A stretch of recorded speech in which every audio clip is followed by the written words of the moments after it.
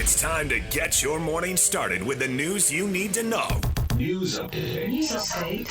This is what's trending with DJ and PK. Hashtag Utah Jazz. Through the lane, Collier hands to Lowry. He rises high with the right hand, packs it, some like it hot.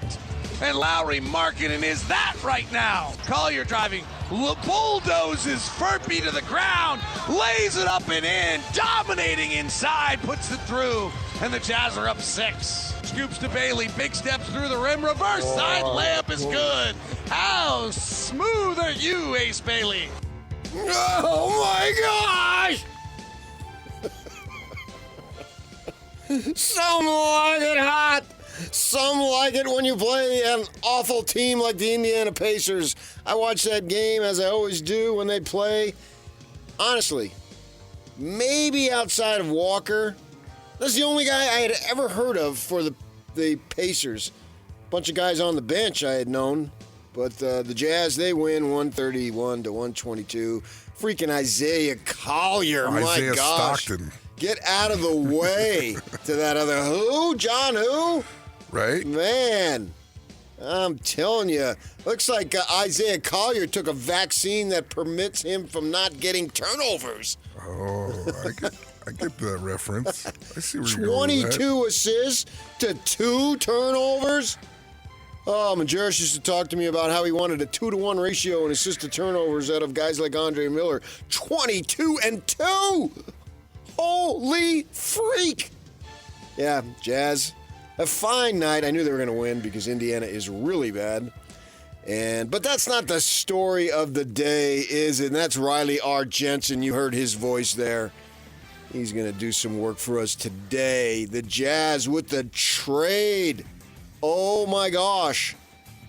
Is this the biggest trade they've had since when? You're a lifelong Jazz fan. Jeff Hornacek? That's pretty big. They traded guys away. Right. Mitchell, Gobert, Darren Williams. But bringing somebody in of this caliber, I have to go back to before I was here. Maybe the biggest. Kelly Tripucka for Adrian Dantley. Kelly Tripucka, he was okay. That was before I was here. Right. That's where my mind went. He was an okay player. I mean, obviously they wanted to get rid of Dantley there. But Jaren Jackson Jr., JJJ, man, we got Jeremiah Jensen, and he got one-upped. He's just JJ. Now we got JJJ. And he'll be hitting a lot of J's. Well, he's got to be good if he's a triple J. Yeah. Triple threat, he won't be smoking many J's, but he'll be burying J's. Step outside and smoke myself a J. Paul Simon. Yeah. Yeah, how about that trade, man? And they got Jacques Lawndale, the guy from St. Mary's, via Australia. What do they call that Australian Olympic team, Jacques? Boomers. The Boomers, yeah. He's been on that team, hasn't he? Yeah, we remember him from St. Mary's, for sure. We had Andrew Bogut having the Utah basketball program. He asked him to take care of Jacques Lawndale for him. Yeah. Well, coming here for the Jazz, and obviously Bogut spent a couple years here with the Utes, leading them to the Sweet 16 his sophomore season. John Concher and Vince Williams Jr. And they're going to win. I'm going to call them Walt Clayton Jr., Kyle Anderson, Hendricks, and Niang. And I think the big thing was, we'll see what happens with Clayton Jr. and Hendricks. I'm certainly not going to give up on either guy, but you got to give up something to get something. But the 3 future first-round picks, 2 27 picks and a 31 pick. And don't they get a Phoenix pick, too, in there, right? That's the 2031 pick. Yeah. That's their pick. How many picks do they have left? How many first round? I mean, Jazz? Yeah, they banked like 12 of them. Yeah, we'll get to that. Still. I mean, I wrote that They still down. have 7. Yeah. Jeez. Yeah, and so that's what you got to do, man. They must like Triple J. Yeah, well, He's a player. He's only 26 years old, too. He's one of these guys who feel like when they get 26 and they come out after a year and then they have success, it feels like they've been around for such a long time, but he's still only 26 years old. I mean, I'm not even sure he's in his prime, and he's had good runs. I've always liked the kid. 20 and 6, 20 points, 6 rebounds a game. Yeah, he had. He's not a good rebounder for his size, but he's a good Is he really scorer. as tall as everybody said? I'm so tired of the height thing. I want to talk about that later. Okay. Everybody used to be 6'10". Now all of a sudden, Larry Markkinen's 7'1". This guy's 6'10". It used to be a consistent line. Now it's all over the place. Yeah, my wife went to the doctor, had to get a bone density test, and they measured her an inch shorter than she always thought she was. And now she's all depressed, thinking, oh my gosh, I'm getting older. I'm going to be shrinking. You're going to be like 5'2" here soon. Doesn't that happen to everybody? Yeah, well, I know, but when it happens, it's... traumatic. Yeah, mortality staring in the face. Okay. Fortunately, being married to me, she's had a good run, so, you know. You talking like it's already over. She had a good run. She's having a good run. I mean, golly. All right, we will get to that the rest of the morning on this trade. It's a big deal. Tim Lacombe coming up in about an hour and a half to talk about it. A lot of fun, man. It signals one crucial thing, and we will get to that at 7:30 after we get done with what's trending. So let's move on to the NBA. Hashtag NBA. The N-freaking-BA is all sorts of busy. The trade deadline just over 24 hours away. James Harden going to Cleveland for Darius Garland and a second-round pick. Well, we'll see, man. Harden told ESPN he didn't want to feel like, quote, he was holding up the Clippers up in their future. I want to actually have a chance to rebuild and get some draft capital. I see an opportunity to win in the East. We've got a very good team, coaching staff, and all of the above. So as much as I wanted to stay in L.A. and give it a go, I've never won before. And as a basketball mind, I think we have a bit of a better chance. Well, we'll see. Is he a basketball mind? James Harden? Well, the East is weaker. And Cleveland, I mean, they had the best record in the league last year. Was it in the league? I think it was in the league. Maybe not. No, maybe OKC had it. But anyway, they had it in the East. And this year they don't have near the record, so something was askew. Jazz went in there and won a couple weeks back, if I remember. Does he ever run out of teams that want him? He's 36 years old, man.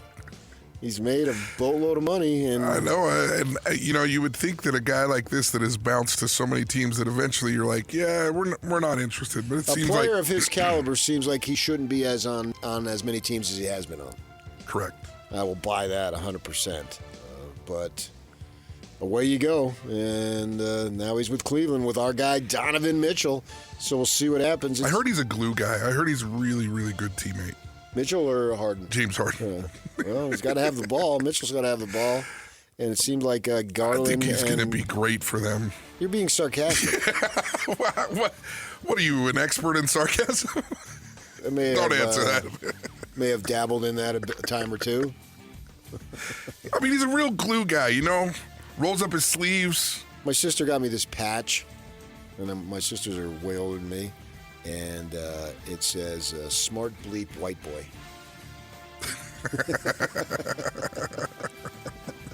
So, listen, you're obnoxious, but you'll tell the truth. That's the truth. That's what I've heard, man. That's going to be on my tombstone. We'll get to Peach Windows and Doors later. We're now doing some stuff for them, and I enjoyed the opportunity to meet with them, and we'll talk about that in a bit. And the Celtics getting Vucevic from the Bulls for Anthony Simons, second-round pick. Boston wants a center, and so Vucevic, I mean, he's a scorer. Is he a center? I guess he's a center in today's game as a center. I don't look at him as a big, intimidating guy, but I don't know that there's the perfect center anymore who does a little bit of everything really well. And so he can score, and we'll see if they get Tatum back if he decides to come back this year. The Celtics are only they're in second place, so they've maintained their ability to be competitive while Jason Tatum is recouping. So we'll see how that goes. Let's see. no big games. Well, the Mavs lost, man. And the Jazz, they're only Mavs and Memphis and 3 games back. One thing for sure is I would tell Jaren Jackson Jr., when you come here, make sure you bring your golf clubs, because I don't want you playing a whole lot of basketball these next 30 games. All right, let's move on to college basketball. Hashtag college basketball. Yeah, I think everything's on the table as far as considerations. So, we've analyzed it quite a bit. Like I said, everything's on the table. Gut feel, not going to make a lineup change. But, yes, in terms of analyzing it to that degree, yes, we've analyzed it to that degree. That's KY, Kevin Young, in his media availability yesterday. He was asked about, you've got these miserable first halves. What thinking about changing? And he talked about, possibly change the starting line. The problem is he didn't have a whole lot of options there. And he said gut feeling is he won't. They got a big game tonight. They're 16th ranked. They've lost 3 of 4. They're at Oklahoma State, man. I covered college basketball for so many years for the Watchdog, and road games are potentially perilous. So we'll see how this goes. Oklahoma State's not a bad team. We saw them come into the Huntsman Center and beat the Utes on Saturday evening. So we'll see. 7 o'clock FS1. Utes got ASU. That should be an opportunity for them to get a victory. And then Utah State's got a massive game at the Pit, New Mexico. Log jam up top in the Mountain West. 9 o'clock start, so it's a late game. And I guess that's right after the Cougar game, right? Same station, as you say there, Fox Sports 1.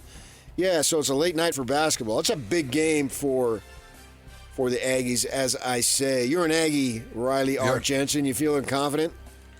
I'm actually feeling really confident about that team right now. It feels like, you look at just the last game they played, Templin stepped up and played really well. Yeah, live body, that kid. But I feel like every single game, there's somebody different that steps up and makes big plays for them. They don't seem to be a selfish team. They share the basketball, and they're actually really exciting to watch. How about the Pit, though, man? I've been there many times. I know. That's what makes some of these old Mountain West matchups really fun, and I think I'll miss New Mexico. Oh, for sure. For the whole Pac-12 thing, whatever that means. I've missed it when BYU and Utah left. Right. I covered both teams there, and been to Albuquerque many, many times, and that is the biggest sporting event. Their football team was good this year, and good for them. But normally it hasn't been good, and their link to the big time was basketball. No, I still consider them a basketball school. Yeah, they would go nuts. I was there.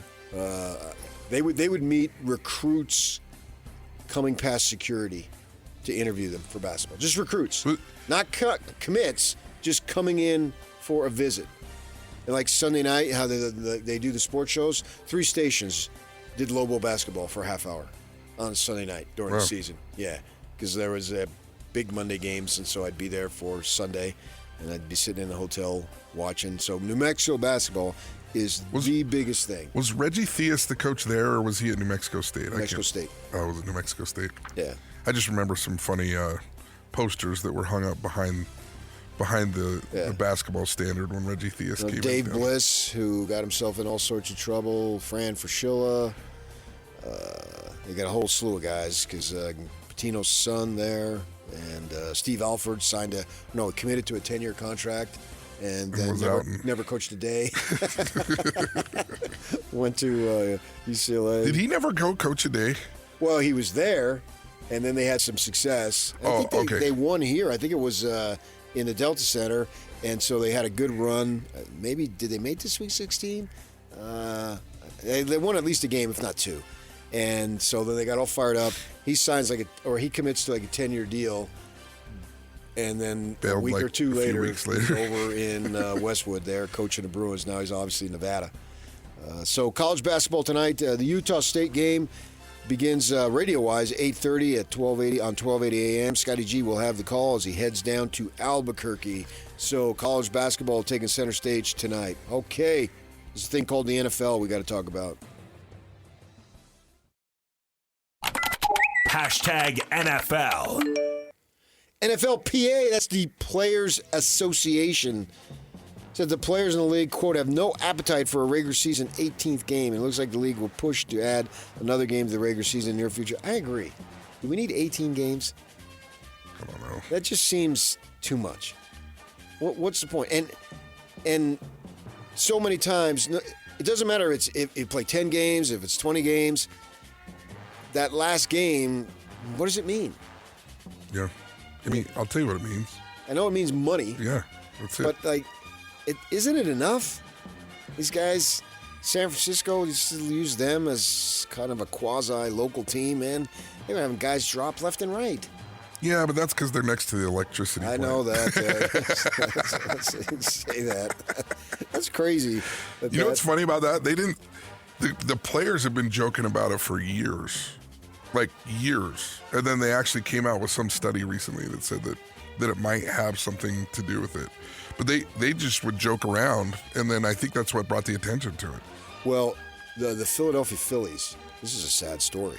You know, they have a new stadium now. They used to play in those multi-purpose things. Oh yeah, that old AstroTurf stadium. Yeah, and they had at least 3, maybe 4 and 5 guys. Tug McGraw, Darren Dalton.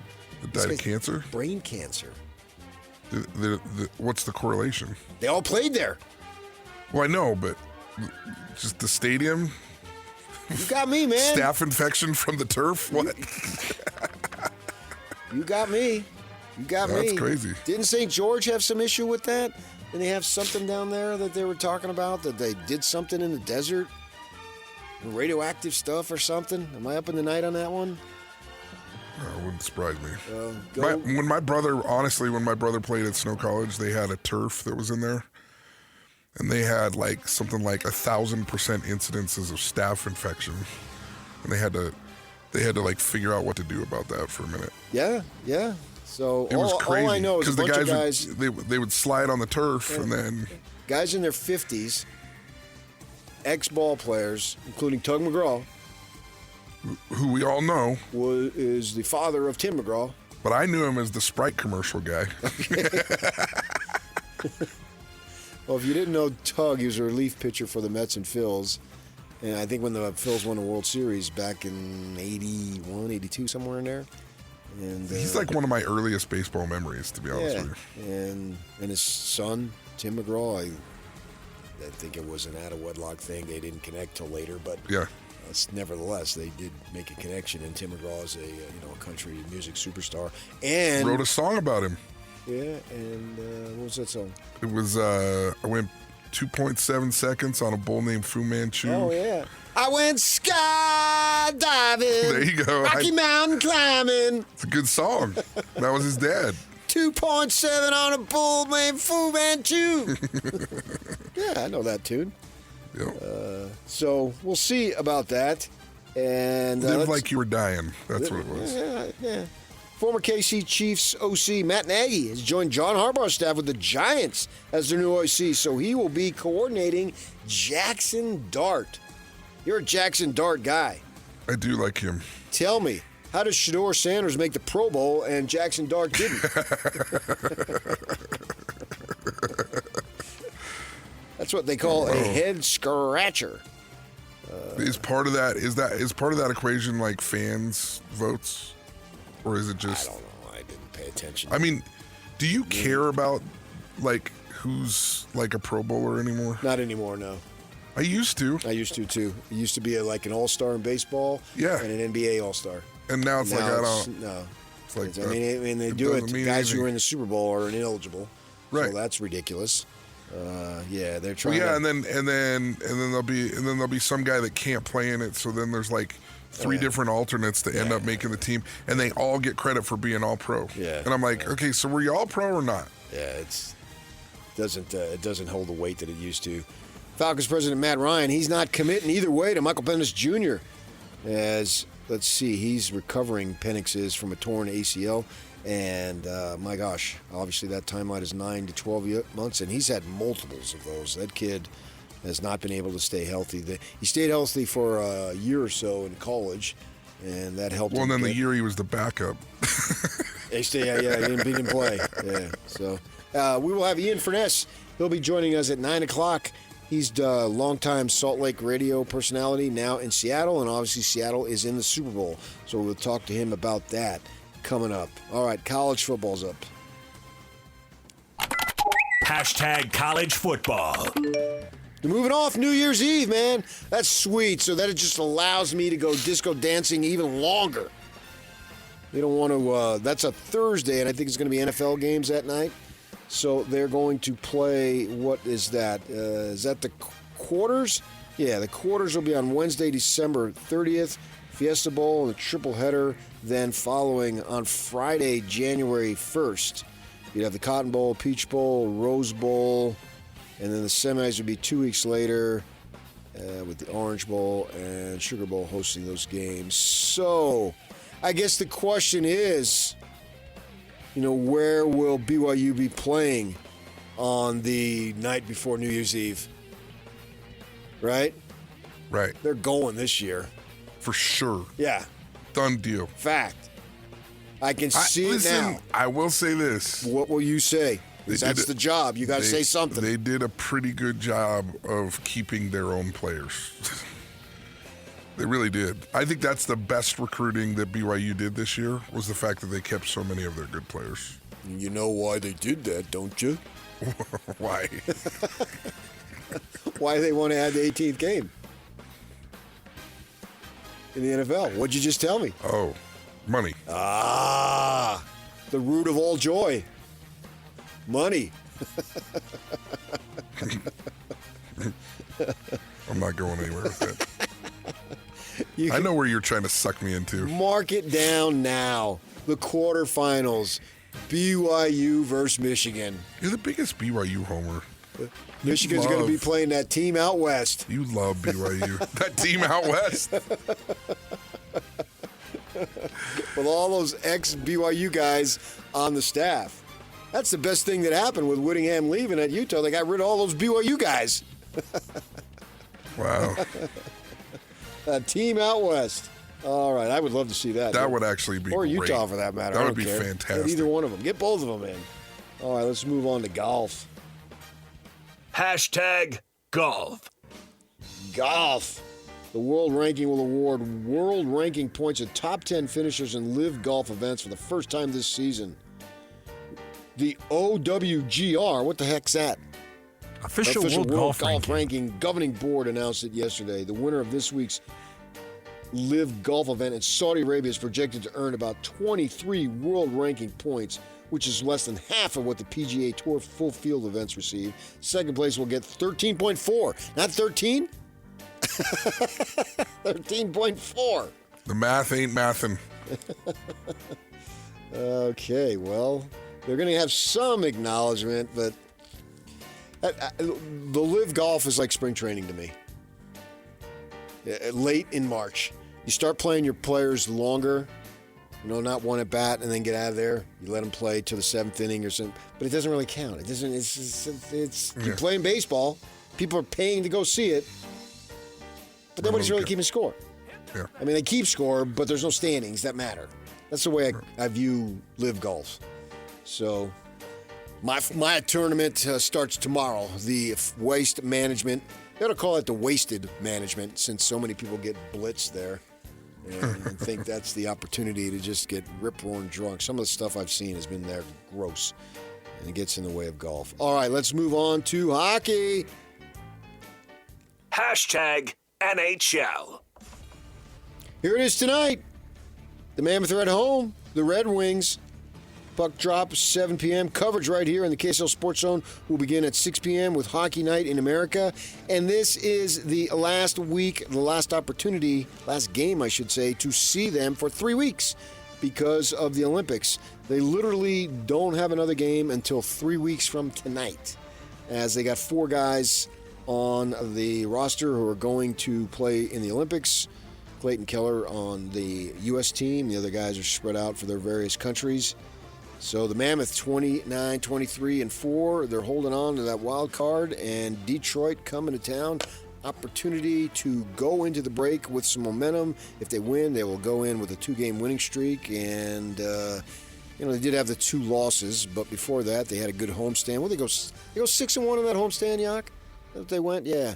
So continue to win at home here. They lost the other night, but they did win most recently. So we'll see how that goes. Kick the crap out of Vancouver. They're fun to watch. You get into hockey at all, Yak? Yeah, I've had the opportunity to go to a couple of games. It's really, I actually really enjoy hockey in person. Uh-huh. That's probably my favorite thing. I think it's better in person than on television. Yeah, I don't know why it doesn't give you the feel. Like, somehow the TV doesn't give you the feel for, like, how fast it is, how physical it is, how it's fun. It's very, very fun. Yeah. There you go. That's what's trending. And it's brought to you by Shamrock Plumbing. There's no job too big or small. Get the personal touch with Shamrock Plumbing. Okay, I told you. Tim Lacombe talking Jazz at 8:30, and then at 9 o'clock, Ian Furness talking Super Bowl with the Seahawks being in it. The Jazz, big trade, people. What do you got? What do you think? It's now time for you to sound off on this freaking trade. Stay with us right here on 97.5, the KSL Sports Zone. This is JJ and Alex. I got these. I'm starting to buy into the young group, showing progress, slowly but surely, churning its way up the tracks to a superstardom maybe in the future. How about Ace Bailey's last 10 games? You want to see the numbers? 15 points per game, 4.4 rebounds. He's shooting 34% from 3. As a rookie, I'll take that. Yeah. It's going to get better. I talked to Will Hardy, and he talked about what they're doing is trying to get Ace to do a lot of the other things because they know he's an offensive juggernaut. They're working on a lot of other things, and maybe that plus some games he's missed kept him out of the Rising Stars, which how do you not have Ace Bailey in that game? Have you not seen the dunks? Have you not seen the production? Why do you not put Ace Bailey in that Rising Stars? It's a stars competition. These are the best players. So when you have a Rising Stars, your best young players need to be in that game. It's a joke. He's phenomenal. Catch JJ and Alex afternoons from 3 to 7 on 97.5, the KSL Sports Zone. All right, it is throwback time for me. The KSL Sports Zone and Beehive Meals are honoring people that impact youth sports in our communities. Nominate the youth sports volunteer that you know for the Beehive Meals Hero of the Week at kslsports.com/contest. And listen every Thursday afternoon to JJ and Alex for the winner. It's the Beehive Meals Hero of the Week. That's a little modified from when I used to have to do it, but, it feels good to be back. DJ does all that stuff. He had take off today. He may be joining us here shortly. We'll see. The big trade. Jaren Jackson Jr., JJ, my man. There we go with him. Jaren Jackson Jr., JJJ, coming over. What was your first initial reaction, people? This is your time to sound off. What do you think about it? What's the phone number, Yak, if they wanted to call? 801-575-ZONE. 575-ZONE. How do you spell zone? 801-575-9663. Jake's in the zone. 9663. Yeah. Hey, man, is this the best trade they've made ever? Best trade since when? You get that two-time All-Star who's 26 years old? And you know what this signals? This is the best part of this trade. What does it signal? That it basically signals that they're going to start making a run. Amen. We're done with the tankathon suck of all over. sucks. Yes. Now they should continue to suck. You've only got about a third of the season to go here, and get that draft pick. Well, yeah, and it's a long flight here. Oh, so yeah. Triple J should probably take a couple days off. Well, make sure he's full go. And with the weather these days, the flight delays and all, right? I would tell him to drive slow. Take your time, see the sights, the scenic route. I've driven world's biggest ball of yarn, something like that. From North Carolina through Tennessee to here. It's not very fun from about Kansas to here.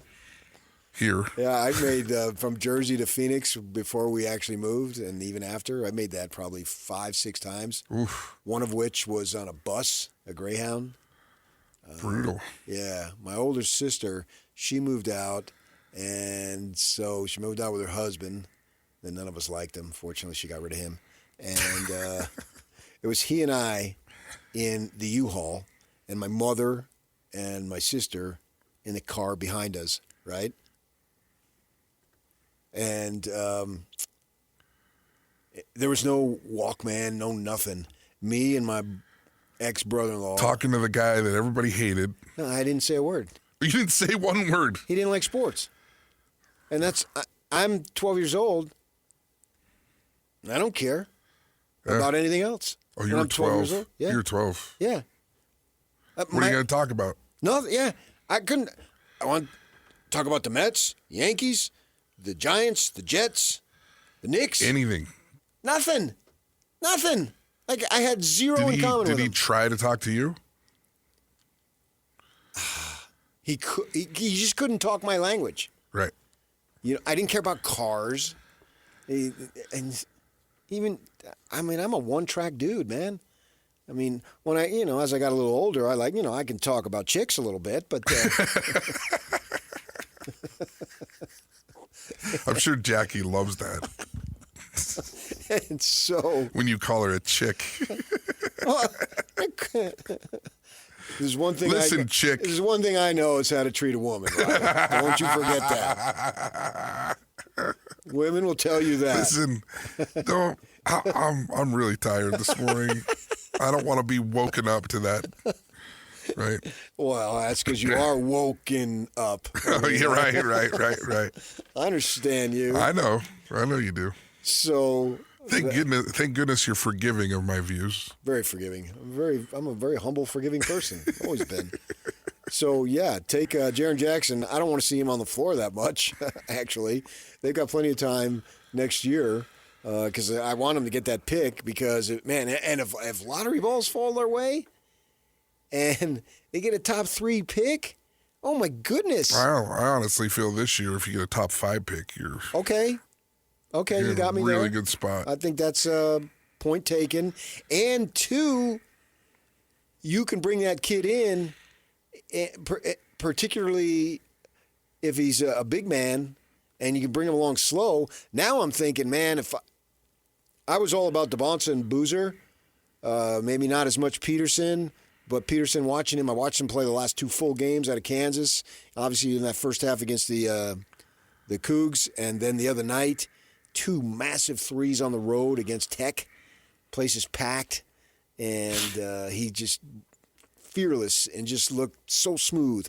Get him, because if you bring back Kessler, you got your front line there. You got size. Any of those 3, Boozer, Carlos' son, and AJ down the road here, or Peterson, that would just be so awesome. This team would really then be set up for a run if they want to re-sign Kessler. I think they would, but who knows? And then go from there. Man, that'd be super cool. But I always view a trade when it goes down. If there's multiple players, you hardly ever have a trade 1-for-1 anymore. Right. Right? With all the salary implications and everything. So it's multiples and draft picks. Who got the best player? To me, if I go with that philosophy, it's the Jazz. The team that got the best player usually is the team that wins the trade. Right? Well, it's clear, at least for now. So did Minnesota and Cleveland win that trade with the Jazz? In the short term, yeah. No question. Okay, but what does winning mean? Means you have success in the standings, and the scoreboard shows you scored at least one more point than the team you just played. Okay. Or one more goal. Besides the I know obvious. you're into soccer, so I'll go one more goal for you. Oh, yeah. You're right. One more goal. Big time. Yeah. No. But what I'm saying is the best players in the trade for Minnesota and for Cleveland, when Donovan Mitchell went, it was them. So you think they won those trades? Does that blow up your theory a little bit, or? Well, because you're including draft picks. So that changes my Okay, but there's also draft picks involved in this trade. So you're saying the best player. I know. I got you. I think that's the point you're making, right? Right. Yeah. Right. I'm agreeing with you. So it does mitigate or lessen my theory that I've held for years with the number of draft picks. You don't really know. I understand what you're saying. Right. So one's a long-term play, one's a short-term play. Both can win, but you don't get to see whether the Utah Jazz win for years. You can see immediately with Minnesota and Cleveland that those teams got really Understood. good. Well, now we're starting to see the Jazz winning the trade or doing better at the trade because they're using these picks to acquire Jaren Jackson, right? I mean, I have no idea if Taylor Hendricks is going to amount to anything. Broke his leg, and unfortunate. Clayton Jr. is a rookie. And, he's shooting 39% from the field, 30% from three, but he's a rookie, so give him time. But it doesn't look like those guys will be at the level that Jaren Jackson already is. So now we got to go pitch. But see, the problem that I can't say, well, Minnesota or Memphis could win this trade because you don't even know if they're going to keep the picks. Right. So then it gets, they trade this because it's convoluted. This is what the Jazz had to do. There was no way they were going to use all their picks. You're just not going to add 3 rookies every year for the next 6-7 years. So there's always going to be teams that are in rebuild. And the Ja Morant thing, Ja Morant basically screwed over a franchise. And remember here with his father, and we had to make a big deal, and we had to apologize. And the Jazz asked me, we were employees at the time, I wrote something about it, and this is not our community, blah, blah, blah, blah, blah. And, the stories that were presented may not have been 100% accurate. Well, they've got some issues. Yeah. And Ja Morant has had issues all the way. And a couple years back, the Memphis Grizzlies thought they were onto something, and now it all blows up. And you point the finger at Morant. Yeah. Injuries, off the field stuff, couldn't grow up, and now they got to blow it up. And away they go. And so the Jazz take advantage of that. If you think they took advantage of it, you're going to end up paying, if you keep Jaren Jackson, which I assume you are, over $50 million. That's his salary, basically, average. $50 million a year. Mm-hmm. Yeah, you can go look it up. I looked it up. No, I know. Basketball's... Is he that kind of player? Probably not. Is he individually going to be able to come in and change the fortunes of the franchise individually? No. I don't think so. But he's a key piece. This isn't an individual game. He's not at that level. There's a handful of guys. Those guys don't come around very often. But he's not that kind of player. But with the guys he has, Hornacek wasn't that kind of player, but he helped get him over the hump because they had the statues. And they needed a guy who can fit exactly what Jeff brought. Well, I think the greatest thing about the Jeff Hornacek trade is the guy averaged 14 or 16 points a game for the Jazz. I don't know that he had one play called to him. Right. And so he was a guy that could score without being ball dominant. No. He could play good enough defense, and then he was obviously just really, really lethal with some of his shooting. Yeah, he's dead-eye. He's a dead-eye. I mean, he is what they needed. If Triple J can play some sort of a role like Hornacek plays, it's a huge piece. I need him to play a bigger role, though. He's got... Right now, now? Well, we'll see. We'll see what else. I mean, they can make some moves today, and they will continue to make moves. The charge, as I've said a million times, the charge for the management never changes. You got to make the team better. But at least now, the good thing for the fans, for the media, for the team, for Will Hardy, is they are going to try to win as many ball games as possible, and that's great news. And we'll see, man. Now you can give them a fair evaluation. We come in here, and y'all can attest to this, we come in here every morning talking about the team. Well, what's the point of cracking on them when they got 2 or 3 guys sitting there over on the sidelines? I mean, they're not trying to win. So why am I going to be negative about them not losing the game the night before when they weren't trying to win in the first place? And the good thing is the premise is over. All right, we'll read some of your comments. What do you think of this trade? Stay with us. We'll get to that next. 97.5, the KSL Sports Zone. This is Jake Scott and Ben Anderson. I think they're in a pinch with Walker, to be honest. I think you sign him, whatever offer he gets. I think you probably actually just give him a good offer because the Jazz can negotiate with him even before any other team can. Now, maybe he just wants to wait and see how much money he can get. I do think that's dangerous because teams are actually going to be scared off once they recognize, the Jazz are going to match any offer. Why would I tie money up? Yeah, I've said that before, but yet I've seen it happen a bunch of times. The Jazz had to give up on Wes Matthews, a really talented guy that they loved, because Portland screwed him with a restricted free agent deal. And they gave Paul Millsap way more than they wanted to because Portland screwed him with a restricted free agent deal. And then with Gordon Hayward, when that happened, he was getting a max contract no matter what. Yeah, he was. And so what was the point of that other than just ticking off the player? Catch Jake and Ben weekdays from 10 to noon on 97.5, the KSL Sports Zone. All right, the dominant topic of the day. Riley Jensen sitting in for DJ, and I am PK, of course, is the big, massive trade.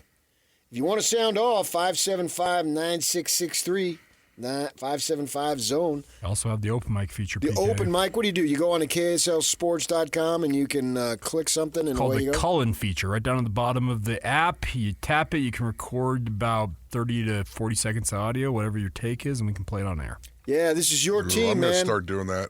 What do you we'd think? welcome it. Yeah, this is your team. PK's a homer. A homer?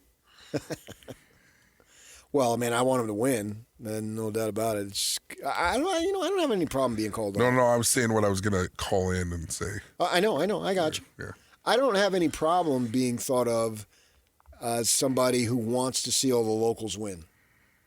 I am fine with that because it's better for business. And it's more fun. It just makes sense. Who wants to cover a drubbing night after night, game after game? Do I want the Cougars to go 4-9, 5-7, or 12-2? Well, duh. When did you come to town? When was your first year here? 93. 93. Yes. Yeah. Yeah, I mean, it's so fun. Like, you just think about the years where local teams do well, and, like, there's just, like, electricity in the air. There's just no question about it. It's way more fun. I came to town just as Utah football was coming of age. Yeah, 34-31. And I can remember talking to the U of U people. I covered University of Utah basketball. Was my primary assignment for many years. And weren't you and Majerus tight? Boys. Yeah, I knew it. Absolutely. I knew it. 10 years of going toe-to-toe with that man. A lot of fun. He had great teams, great coach. And I remember talking to the sports information people. Bruce Woodbury's deceased now, but, he's a great man, loyal. Everybody called him Woody. Great University of Utah family for forever. And I remember asking him, I said, why isn't the football team better? It seems to me, because I knew nothing about U of U football, literally nothing. Right. I'd heard of Scott Mitchell because he went on and played in the NFL. Right. That was it. And Lee Grosscup was an announcer, and he talked about it. I knew every BYU quarterback because I watch them on television. Right. But you never saw the U of U, so I knew squat about their football program. I knew about their basketball program. Everybody knew about Chambers and Vrains and those guys, Pace Mannion, and so because they were good, so I knew about them. And I said, why is Utah football? Why aren't they better than what they are? It didn't make any sense to me. If BYU could do it, why couldn't Utah? I didn't see the difference that much. And I realize one is a literal religious institution that has a connection, but the other one is right down the street from where the whole thing is headquartered. It seems to me that they should have been better. And then I find out... What was his answer? They never got anything going, and the stadium was not good, and then I researched it more, and I found out those Ron McBride's predecessors weren't recruiting local talent a lot, and if you're going to recruit local talent, it probably means you're going to have kids who are of the Latter-day Saint faith and are probably going to go on missions and all, and BYU's doing that. And Ron McBride says, we're going to do that too. Great. It seems so simple that they weren't doing it. And then he brought the program way up. The standards just rose. They became competitive. And they're knocking heads with BYU. When I got here, all I know of this rivalry is it's head-to-head. Anybody can win. Now, I realize in the 9 years, the 9 games, the Cougs lost, but that was because they were independent, and they were in the Pac-12, the other guy. And now we're back, and we'll see what happens. It's kind of like the U of A-ASU rivalry.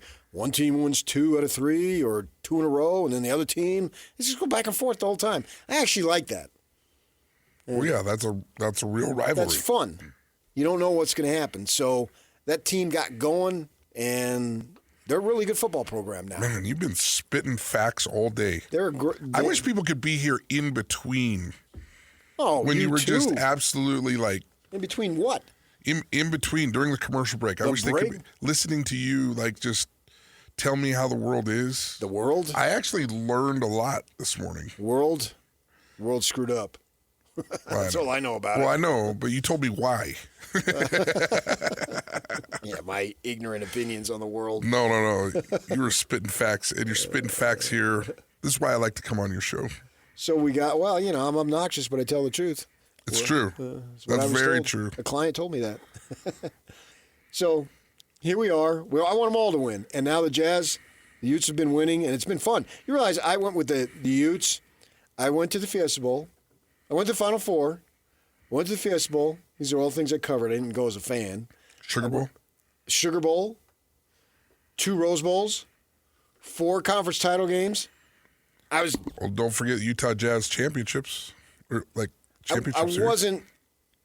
I did some of that, but I wasn't the primary guy on those. I mean, but you were here for that. Yeah. Oh my gosh, the community was lit. Dude, it was amazing. Yeah.